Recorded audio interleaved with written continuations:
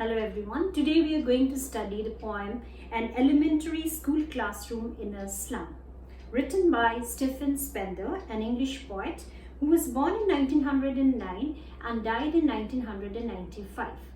In this poem, An Elementary School Classroom in a Slum, the poet has concentrated on the themes of social injustice and class inequalities. That means the disparity between the rich and the poor in the society. Let me now read out the poem to you all.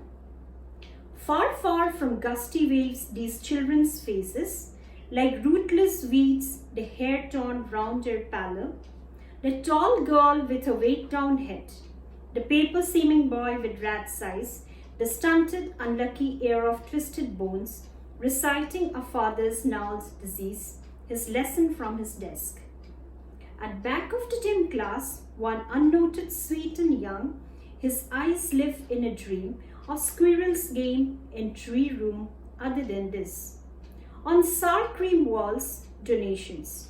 Shakespeare's head, cloudless at dawn, civilized dome, riding all cities, built flowery tireless valley. Open-handed map, awarding the world its world.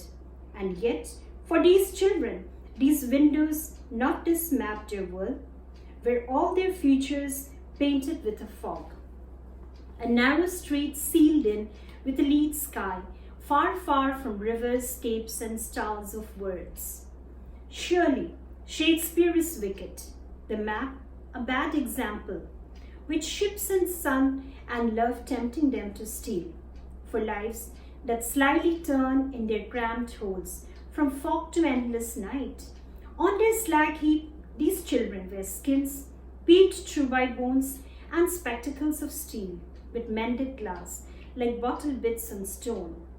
All of their time and space are foggy slum, so blot their maps with slums as big as doom. Unless governor, inspector, visitor, this map becomes their window, and these windows that shut upon their lives like catacombs. Break, oh break open till they break the town, and show the children to green fields, and make their world run azure and gold sands, and let their tongues run naked into books. The white and green leaves open, history theirs whose language is the sun. Now we're going to make a detailed analysis of the whole poem. The first stanza. Far, far from gusty waves, these children's faces. This is a contrast between the poor children studying in a slum and the children of the rich people. Gusty waves, far, far from gusty waves, strong and speedy, these children's faces. Like rootless weeds, the hair torn round the pallor. The children in the slum school, what is their appearance like? They are not energetic, they are not fresh like the rich children. Okay. And they are like rootless weeds, unwanted. Weeds are the unwanted plants in the garden. So they are like rootless weeds in the society. The hair torn round their pallor. The hair is not maintained because they can't afford pallor and in their pale face. The tall girl with her weighed down head. One girl, a tall girl is sitting there on her desk, but she is not able to hold her head upright. Why? Because of undernourishment. The paper-seeming boy with rat's eyes. Then there is another boy who is as thin as paper with rat's eyes. Eyes like the rat. The stunted, unlucky heir of twisted bones, reciting a father's gnarled disease, his lessons from his desk. Another one. He is a diseased one, not properly developed. The stunted means he's the unlucky heir. Even his father also had that kind of a problem because of his poverty. So he has also inherited that disease from his father. That means because of undernourishment, he is not fully developed. At back of the dim class, one unnoted, sweet and young. And then in the dimness of the class, the class is not lighted properly. All our classes are lighted properly. That is a basic amenity of a classroom. But the elementary school classroom in the slum was not even lighted properly. It was dim. So in one of the last benches, one boy whose, his eyes were like living in a dream. He was so sweet and young. His eyes were, when you look at his eyes were like as if living in a dream. Dream of what? Of maybe hoping for a better future. Of squirrel's game in tree room. Other than this, here the poet says that maybe he is dreaming of going out and playing, jumping around like a squirrel in the tree room, in the hollow of the tree, other than this room. That means metaphorically it is said that he wants some liberation, freedom from there.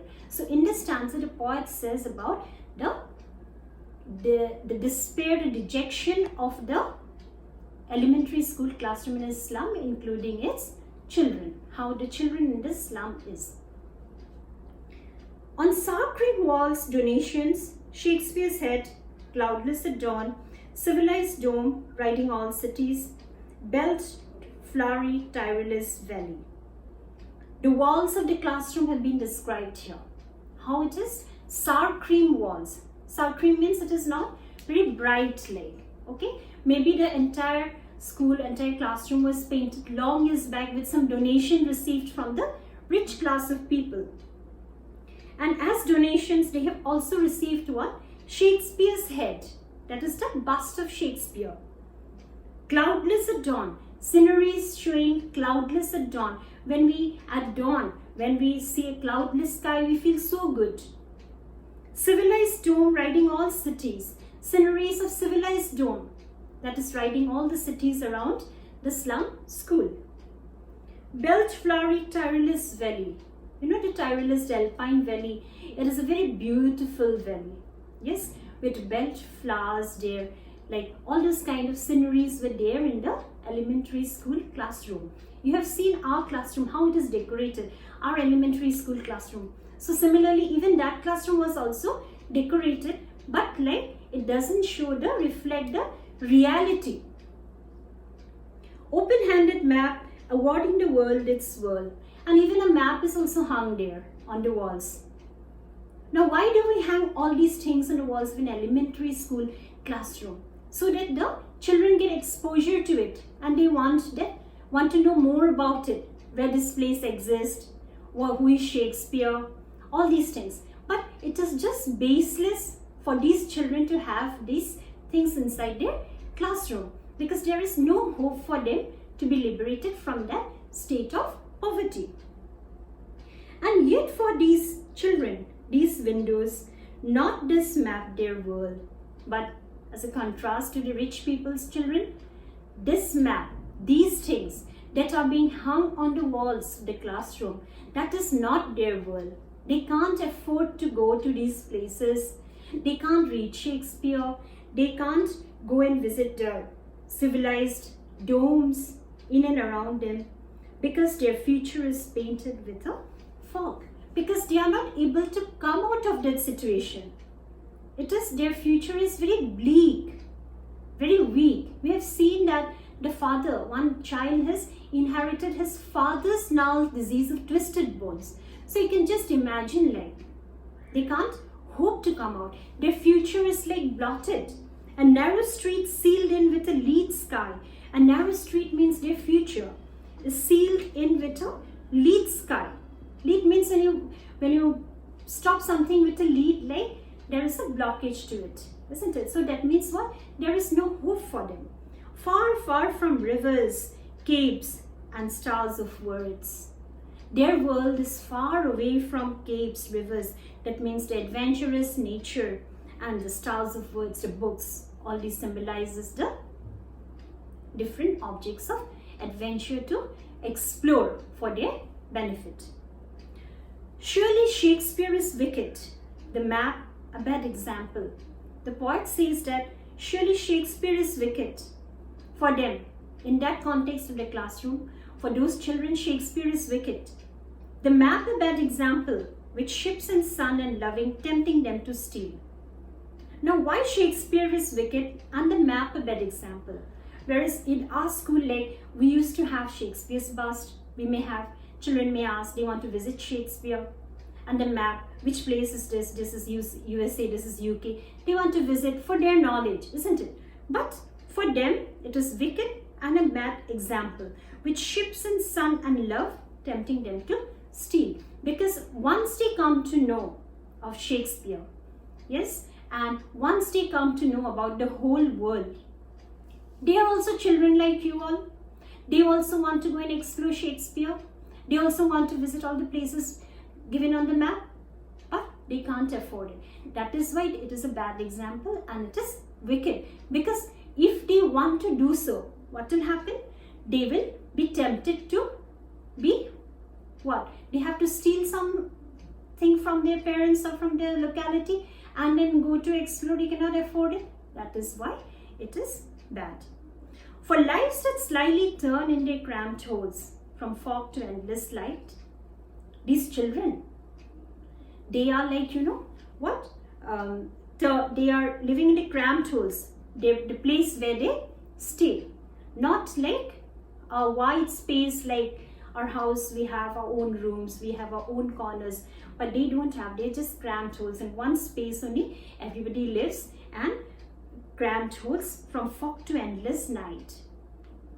It is metaphorical again. From morning till night they are there. Nothing is working out for them. On their slag heap, these children wear skins peeped through by bones and spectacles of steel. They are like waste of the society. They don't have place. As I told you, in cramped holes they stay. As if like how we dump the waste in a particular place.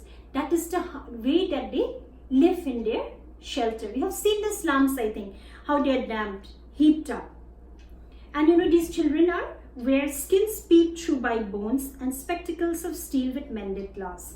They are so undernourished that you can see their bones through their skin. They are so skinny. And they wear spectacles. Yes, they also, because of undernourishment, they have to wear spectacles because they have problems with eyesight. So what kind of spectacles do they wear? The discarded ones. Spectacles of steel. Discarded ones, or somebody from the rich society, they have worn it, or they have repaired it, or they have just thrown it away. Like bottle bits on stone, they are deprived of means all the basic amenities of life. All of their time and space are foggy slum. Entire life, we just can't imagine, unless and until we are there in their shoes, we can't imagine the kind of life these slum children are leading. Just imagine all of their time, that means whole of their life, they are living in a foggy slum. Maybe in some slum, like the government takes some decision to renovate it and give them the basic amenities of life. But here the poet is telling that is a foggy slum where they are living. The living conditions are so poor that it will always remain foggy. So blot their maps with slums as big as doom. So their maps that they have seen, it is all like fake. They're not the real world for them as they have seen in the pictures of the map. With slums as big as doom, as if it has been blotted with that you are bound, you're cursed to live in the slum area. That is as big as doom for them. The final stanza. Unless governor, inspector, visitor, this map becomes their window, and these windows that shut upon their lives like catacombs. Here the poet gives a solution, like how to overcome the situation of these slum children. That is the authority, the governor, the inspector, the visitor, the authority of that state. This map becomes their window, and these windows that shut upon their lives like catacombs. They have to come and liberate all these children. They have to come and tell that we will take you out to a different place, give you education. That is, this map will become their window, and these windows till now, it has been as if shut upon their lives like catacombs. Catacombs are long underground gallery with excavation in its sides for tombs. The name catacombs before the 17th century was applied to the subterranean cemeteries near Rome. So it is a burial chamber. Okay, so like now they are living a condition of a burial chamber. So it is the duty, the poet says that it is the duty of the authority who is ruling them. They will have to come and help them out, bring them out of that situation. Break, oh break open till they break the town. Here the poet is making a lyrical appeal, very nicely, not giving orders to the authority, but in a lyrical way.